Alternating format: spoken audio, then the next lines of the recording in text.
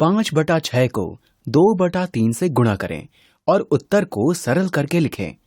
हमें 5/6 और 2/3 को गुणा करना है।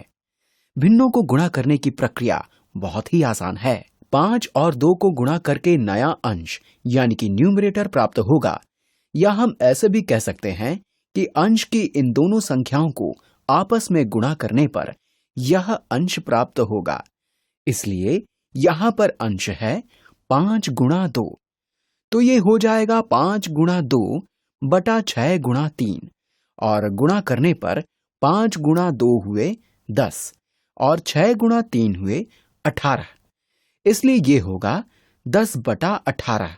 आप इसे 5/6 का 2/3 या 2/3 का 5/6 के रूप में देख सकते हैं, और ये सही उत्तर है। लेकिन 10/18 में अंश और हर 2 से विभाज्य यानी कि डिविजिबल है।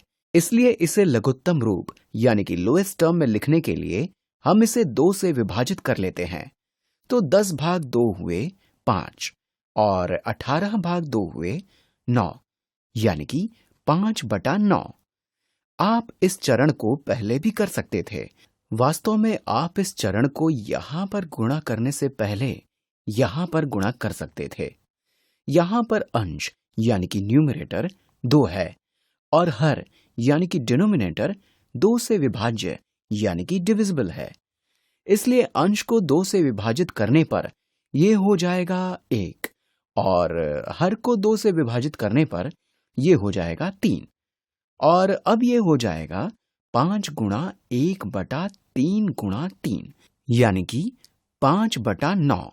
तो आप देख सकते हैं कि उत्तर वही है, लेकिन यहां हमने गुणा करने से पहले इसे हल किया है, और आप इसे इस चरण पर भी हल कर सकते थे। यहां पर हर यानी कि डिनोमिनेटर 6 गुणा 3 है और अंश यानी कि न्यूमरेटर 5 गुणा 2 है। तो अंश को 2 से विभाजित करने पर यह हो जाएगा 1 और हर को 2 से विभाजित करने पर यह हो जाएगा 3। तो यह हो जाएगा 5 गुणा 1 और 3 गुणा 3 यानी कि 5/9। तो इस प्रकार आप इसे किसी भी तरीके से हल कर सकते हैं, लेकिन उत्तर वही रहेगा।